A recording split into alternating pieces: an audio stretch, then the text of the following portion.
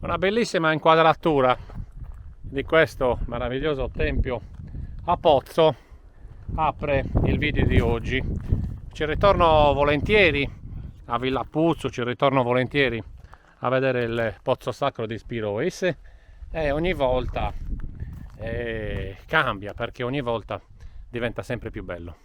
Ogni volta diventa sempre più bello questo gioiello che praticamente è orientato prevalentemente verso i quadranti nord-occidentali. E a proposito di quadranti, se io mi sposto su quella collina, ok, dovete sapere che anche lì insiste il nuraghe.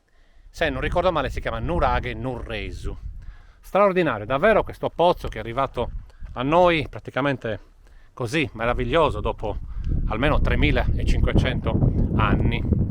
Un bellissimo monumento archeologico, un tempio dedicato all'acqua che vi accoglierà col suo lastricato strepitoso.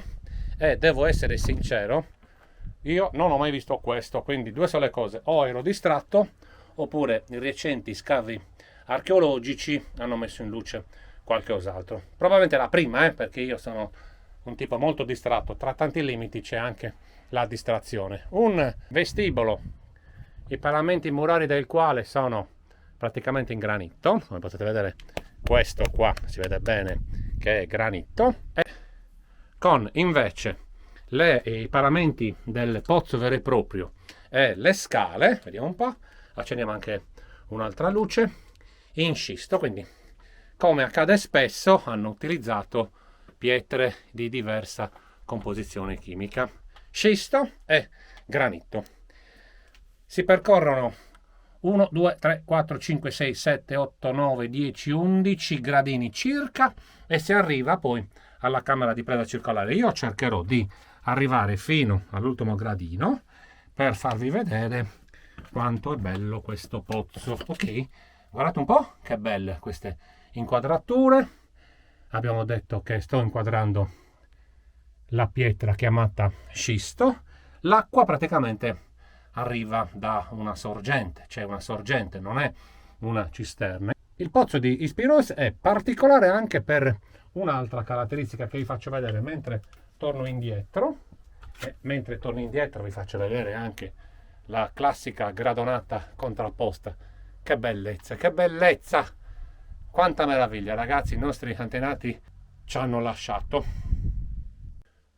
E da qui poi si può anche vedere questo meraviglioso profilo trapezoidale, le pareti che piano piano si avvicinano tra loro. C'è da chiedersi l'importanza che va all'acqua per questi nostri antenati, perché un conto è scavare un pozzo per approvvigionarsi per quanto riguarda il bere, per quanto riguarda l'irrigazione, un conto è comunque poi creare tutto attorno una struttura che, insomma, per loro era chiaro che doveva rimanere quasi in eterno, e c'è quindi da scommettere che qui si compivano dei culti. Ovviamente. Stavo parlando di un'altra caratteristica, vi rifaccio vedere questa nuova, per me, struttura che sembra una coppella. Vediamo se illuminiamo.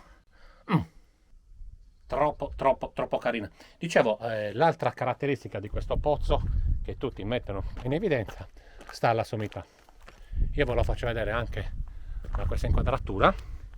Mi accingo ad arrivare alla sommità perché tutti quanti mettono in risalto il fatto che sulla sommità c'è una cupola, sembra, molto lo definiscono un nuraghe in miniatura.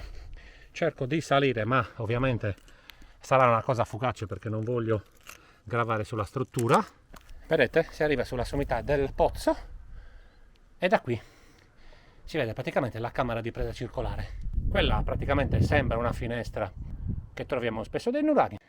Ok, adesso io scendo, come promesso sono stato velocissimo. Chiudo le immagini dicendo che dall'ultima volta che sono arrivato ho notato due cose che magari vi possono interessare. Innanzitutto il guado è bello che è andato, ovviamente l'uomo cerca di sopraffare la natura, ma tanto non ci riesce mai, la natura i suoi spazi se li riprende. E poi c'è un piccolo cancello, segno evidente che qua siamo comunque in territorio privato, ma c'è sempre l'invito di aprire e chiudere i cancelli. Ok, amici di Questo della Memoria, io finisco, vi saluto, un abbraccio dai territori di Villa Puzzu. Viva il Consiglio della Memoria, viva il Pozzo Sacro di Ispirois. Ciao a tutti!